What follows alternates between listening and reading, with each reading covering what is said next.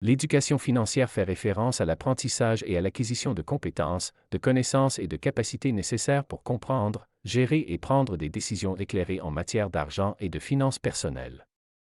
Cela englobe un large éventail de sujets liés à la gestion de l'argent, des dépenses, de l'épargne, des investissements, des dettes, des impôts et de la planification financière à long terme. L'objectif de l'éducation financière est d'autonomiser les individus en leur donnant les outils nécessaires pour prendre des décisions financières responsables et favoriser leur bien-être financier. Elle permet aux personnes d'acquérir la capacité de gérer leur argent de manière efficace, de construire leur patrimoine, de faire face aux situations imprévues et de planifier pour l'avenir.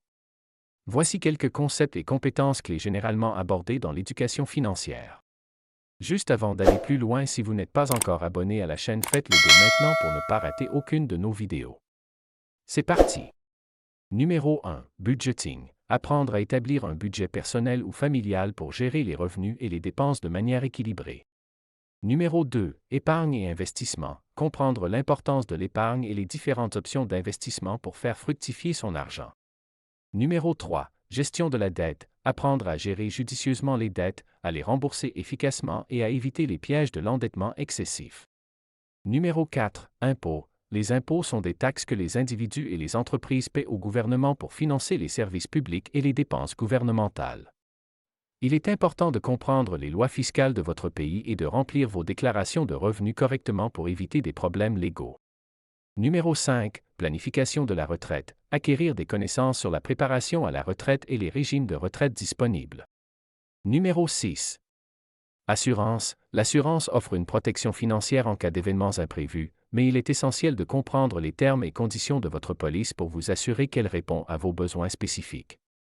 Comprendre les différentes formes d'assurance et savoir comment protéger ses biens et sa santé. Numéro 7. Diversification des revenus. La diversification des revenus consiste à générer des sources de revenus provenant de différentes origines plutôt que de dépendre d'une seule source. Cela peut réduire le risque financier et augmenter la stabilité financière. Numéro 8. Gestion des risques financiers. La gestion des risques financiers est le processus d'identification et d'analyse de toutes les décisions d'investissement avant qu'elles ne soient prises. Cette démarche consiste également à analyser les risques potentiels en matière de gestion des fonds et à en atténuer les effets. Numéro 9. Consommation responsable. La consommation responsable est définie comme un mode de consommation qui tient compte des principes de développement durable, c'est-à-dire qu'elle est à la fois respectueuse de l'environnement, bénéfique pour l'économie, notamment l'économie locale, bonne pour la santé et positive pour la société.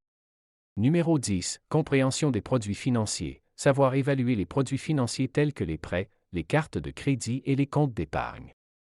L'éducation financière est essentielle pour aider les individus à éviter les pièges financiers, à prendre des décisions éclairées et à améliorer leur bien-être financier à long terme.